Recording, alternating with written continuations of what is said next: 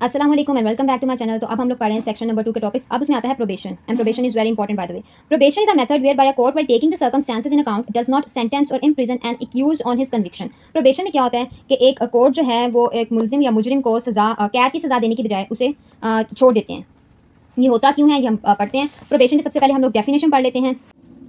According to Black Law's Dictionary, probation क्या है? A court-imposed criminal sentence that, subject to stated conditions, release a convicted person into the community instead of sending the criminal to jail or prison. एक court जो है वो एक मुजरिम को instead of उसे जेल में भेजने के उसे रिलीज कर देती है। इसको बोलते हैं probation. But in certain circumstances और certain conditions इसके लिए होना ज़रूरी है। वो भी आगे हम लोग पढ़ेंगे।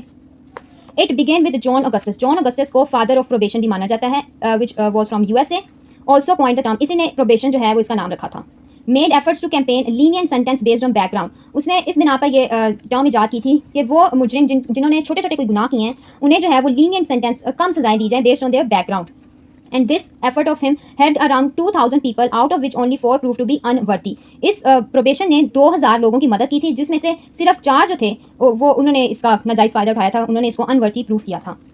अच्छा जी, प्रोबेशन जो है इसका हम लोग ओरिजिन पढ़ लेते हैं। ये एक लैटिन ओरिजिन है, इसका वर्ड है लैटिन वर्ड है probare which means to test, इम्तिहान लेना किसी का। तो इसका जो करंट लॉ है dealing with probation in Pakistan, it is probation of offenders ordinance 1960। It is the current law dealing with probation in Pakistan. Which courts can award probation? Probation कौन से कोर्ट्स दे सकते हैं? वो है High Court, a court of session और magistrate of first class और district magistrate. Magistrate of first class और डिस्ट्रिक्ट मजिस्ट्रेट एक ही बात है। तो ये 3 कोर्ट्स हैं जो कि प्रोबेशन किसी को दे सकती हैं। अब उसके लिए कंडीशंस क्या हैं? कंडीशंस होनी चाहिए discretion of the court. Probation is awarded solely on the discretion of the court and can not be claimed as a matter of right. Which means कि प्रोबेशन जो है वो सिर्फ और सिर्फ डिस्क्रिशन ऑफ कोर्ट की अगर फैसला है कोर्ट की मर्जी से ही दी जा सकती है। And it can not be claimed, इसके लिए दावा नहीं किया जा सकता as a matter of right कि ये कोई हक है। No, it can only be given on the discretion of court. उसके बाद है फर्स्ट टाइम ऑफेंडर, जिन्होंने पहली दफा कोई गुनाह किया होता है, कोई छोटा मोटा गुनाह किया होता है, उन्हें प्रोबेशन दी जा सकती है। उसके बाद offence on which probation can be awarded under section 5 of the probation of offenders ordinance 1960। probation of offenders ordinance 1960 probation can be awarded to a female, एक फीमेल को दी जा सकती है for all offenses, सब गुनाहों के लिए except those punishable with death, जिनकी सजा जो है वो मौत होगी। इसके अलावा कोई भी अगर उसने गुनाह किया है तो उसको अगर जज चाहे तो प्रोबेशन दे सकता है। while for males, लेकिन जहां तक मेल्स की बात है probation is admissible for all offenses except those punishable with death penalty, life imprisonment or offense charges 6 और chapter 7 of the Pakistan Penal Code। अब मेल जो है उसको प्रोबेशन मिल सकती है कि उसने कोई ऐसा गुनाह ना किया हो जिसकी सजाए मौत हो या उम्र कैद हो या कोई बहुत बड़ा जुर्म जैसे कि टेररिज्म, इस तरह के जुर्म वगैरह। उसके बाद आता है duration of the probation. Duration क्या होता है? Duration of the probation is left to the discretion of the court. इसकी भी जो ड्यूरेशन है वो डिस्क्रिशन ऑफ कोर्ट की मर्जी से ही तय की जाती है। How ever it can not be less than 1 year, ये 1 साल से कम या 3 साल से ज़्यादा नहीं हो सकती, इसके दरमियान होनी चाहिए और वो डिस्क्रिशन ऑफ कोर्ट पे ही डिपेंड करता है। उसके बाद है submission of bond to the effect of not repeating the offence. इसके लिए जिस तरह बेल के लिए बॉन्ड देना पड़ता है, इसके लिए प्रोबेशन के लिए भी बॉन्ड देना पड़ता है कि अब आइंदा जो है वो मुजरिम ये गलती नहीं करेगा। प्लेस ऑफ रेजिडेंस और ऑक्यूपेशन इन लोकल जुरिस्डिक्शन। अब जो जिसको प्रोबेशन मिली है उसकी रिहाइश और वो जो काम कर रहा है वो लोकल जुरिस्डिक्शन के अंदर होनी चाहिए, मतलब वो बाहर किसी और शहर में या किसी और मुल्क में नहीं जा सकता। Placement under the supervision of a probation officer. एक प्रोबेशन ऑफिसर उसके ऊपर लगाया जा सकता है जो वक्तन फवक्तन उसकी सुपरविजन करता है। Revocation of the order on repetition of offence, अगर वो गलती दोबारा करता है तो प्रोबेशन का जो ऑर्डर है वो वापस भी लिया जा सकता है। The offender is discharge from conviction after reward of probation. जब वो उसका अपना ड्यूरेशन पूरा कर लेता है प्रोबेशन का, तो offender no more remains a convict, तो फिर वो जो ऑफेंडर है वो अब मुजरिम कन्विक्ट नहीं रहता। This implies that no adverse action can be taken against him. इसका मतलब है कि अब उसके खिलाफ दोबारा जो है वो कोई संगीन जो है वो कदम नहीं लिया जा सकता, जैसे कि उसको गिरफ्तार नहीं किया जा सकता या उसको कैद में नहीं रखा जा सकता। उसके बाद अब हम लोग पढ़ लेते हैं objectives. To promote correction by individual attention given by the probation officer. अब एक बंदा है उसके ऊपर प्रोबेशन ऑफिसर लगा हुआ, उसको प्रोबेशन मिली है, तो वो ऐसा काम नहीं करेगा कि जिससे कि उसका ये प्रोबेशन का जो है वो खत्म कर दिया जाए ऑर्डर। तो इसीलिए वो अपनी जो है प्रमोट करेगा, अपना जो रवैया है, अपने जो काम है उनको दुरुस्त करेगा, क्योंकि उसको पता है कि उसके ऊपर एक ऑफिसर है जो उसके ऊपर नजर रखे हुए हैं। To provide reformation which is less possible in prison. अब रिफॉर्मेशन वो खुद को बदलने की कोशिश करेगा जो कि प्रिजन में रहते हुए, कैद में रहते हुए इतना मुमकिन नहीं है। Give an alternative to incarceration. ये इनकार्सिनेशन मतलब कि इनकार्सिनेशन हम पढ़ चुके हैं कि मतलब उसको ऑफेंडर को सोसाइटी से दूर रखना, तो ये उसका एक ऑल्टरनेट है। Supervision that help offender deal with the problems that led to crime. Offender के ऊपर नजर रखी जाती है जिससे कि वो क्राइम से दूर रहता है। To assist court with information, court को उसके बारे में इन्फॉर्मेशन भी मिलती रहती है कि वो क्या कर रहा है, कैसे कर रहा है, कब कर रहा है। Beneficial instead of being burden to the society. अब सोसाइटी के ऊपर बर्डन बनने से भी इससे भी बेनिफिशियल है। क्यों? क्योंकि देखें अगर कोई कैद में है तो उसका खाना पीना सारा जो है वो हुकूमत उठा रही है। हुकूमत ऐसे कहाँ से ले रही है? हमारे टैक्सों से ही ले रही है। वैसे भी एक जहाँ पे 70 कैदियों की एक जगह होती है एक जेल में, वहाँ 170 पड़े होते हैं, तो ये उसके लिए भी अच्छा है कि उन्हें प्रोबेशन दी जाए, जिन्होंने छोटे मोटे गुनाह किए हैं उन्हें कैद में ना रखा जाए। उसके बाद provide a chance to mend ways and moral obligation. Okay ji, तो उसके बाद आता है वाई प्रोबेशन, प्रोबेशन ही क्यों? इट प्रिवेंट्स जुविनाइल्स, जुविनाइल्स मतलब जो यंग ऑफेंडर्स होते हैं ना, जो बच्चे ऑफेंडर्स होते हैं उनको, एंड फर्स्ट ऑफेंडर्स जिन्होंने पहली दफ़ा गुनाह किया होता है, उन्हें हैबिचुअल क्रिमिनल्स बनने से प्रोबेशन रोकती है। उसके बाद cut expenses of jail, jail के खर्चे भी कम हो जाते हैं। रिड्यूस ओवर क्राउडेडनेस, भीड़ जो है जेल में वो कम होगी। Give a second chance for reformation, उन्हें सुधरने का दूसरा मौका मिलेगा। Advocate bye UN for treatment of offenders, ये जो तरीका है प्रोबेशन का, इसे यूएन भी एडवोकेट करती है। रिड्यूस लेबलिंग, लेबलिंग भी नहीं होती इससे कि मतलब जिस तरह अगर किसी यंग ने, जुवेनाइल ने कोई चोरी वगैरह कर लिया, कोई छोटे मोटे झगड़े में पकड़ा गया, तो अगर वो जेल जाएगा तो उसके ऊपर लेबल लग जाएगा। लेबलिंग थ्योरी हम पढ़ चुके हैं, तो ये उससे भी बचाता है। Adhere to the concept of restorative justice, restorative justice मतलब वो रिस्टोर होते हैं अपने उस बिहेवियर से, क्रिमिनल बिहेवियर से, तो it adhere to the concept of restorative justice. उसके बाद अब हम लोग पढ़ लेते हैं duties of a probation officer. एक प्रोबेशन ऑफिसर की ड्यूटीज क्या होती हैं? Visit house once every fortnight, हर 14 दिन के बाद उसने जो है वो जिसको प्रोबेशन दी गई है उसके घर जाके उसका एग्जामिन करना होता है। उसके बाद prepare social investigation report, social investigation report बनानी होती है उस पर। Advice and counsel the probationer, उसके साथ बैठ के बातचीत करनी है, उसको हिदायत देनी है, एडवाइस देनी है, उसकी काउंसलिंग करनी है। इंश्योर कंड्यूसिव इन्वायरमेंट, इंश्योर करना है कि जिस एनवायरमेंट में रह रहा है वो अच्छा हो उसके लिए, उसके सुधरने के लिए। Explaining terms and conditions of the probation, उसको सारी टर्म्स एंड कंडीशंस बतानी है कि अगर तुम ऐसा करोगे तो तुम्हारी प्रोबेशन खत्म भी हो सकती है, तो तुम्हें ऐसे ऐसे करना चाहिए।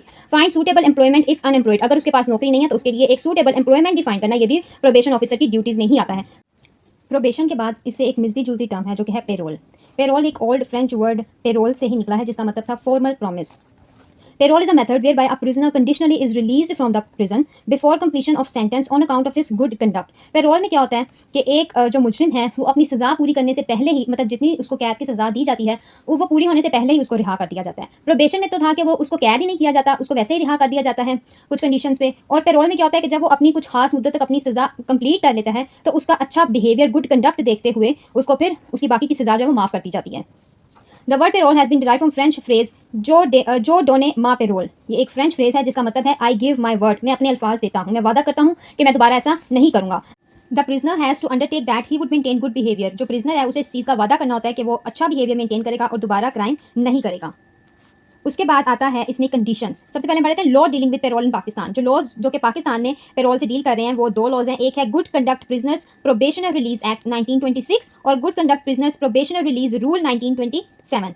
उसके बाद कुछ कंडीशंस हैं जिनकी बेस पे पेरोल मिलता है। सबसे पहले गुड कंडक्ट, अच्छा बिहेवियर होना चाहिए during prison. The first condition for award of parole is good conduct of the prisoner. A prisoner can be relaxed on parole only if jail authorities testify his good conduct. उसे तब ही payroll मिलेगा जबकि jail की authorities हैं वो इस बात की गवाही देंगे कि हाँ इसका बिहेवियर जो है वो अच्छा था।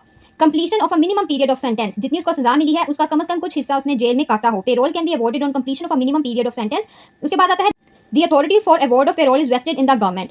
अब प्रोबेशन की जो अथॉरिटी थी वो होती थी कोर्ट के पास, लेकिन पेरोल की जो अथॉरिटी है वो होती है गवर्नमेंट के पास। अच्छा जी, उसके बाद आता है हम लोग पेरोल की एक डेफिनेशन पढ़ लेते हैं।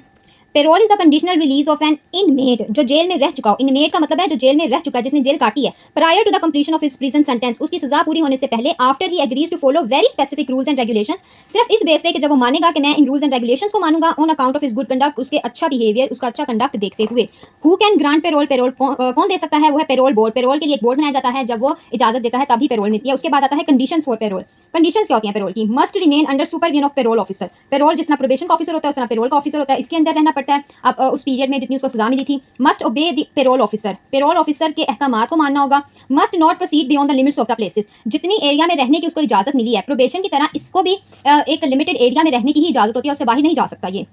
Must report at any given time, किसी भी वक्त उसे थाने में आके हाजिरी देने का कहा जा सकता है। Must not commit a criminal offence, अपने पेरोल के पीरियड में वो कोई भी क्रिमिनल ऑफेंस, कोई भी जुर्म नहीं कर सकता। अगर वैसा करेगा तो उसको पेरोल जो है वो उसका खत्म हो जाएगा। पेरोल के केस में क्या होता है, जो पेरोली है it must be employed a minimum of 45 miles away from their immediate family, जहाँ पे उसकी फैमिली रहती है उससे मिनिमम 45 माइल्स अवे जो है उसको रखा जाता है। Can only meet family by taking casual leave, वो अपनी फैमिली से जो है वो लीव लेके ही मिल सकता है, और वो लीव भी उसको जब वो 6 मंथ की उसकी पेरोल की ड्यूरेशन पूरी होगी उसके बाद ही वो लीव लेके अपनी फैमिली से मिल सकता है।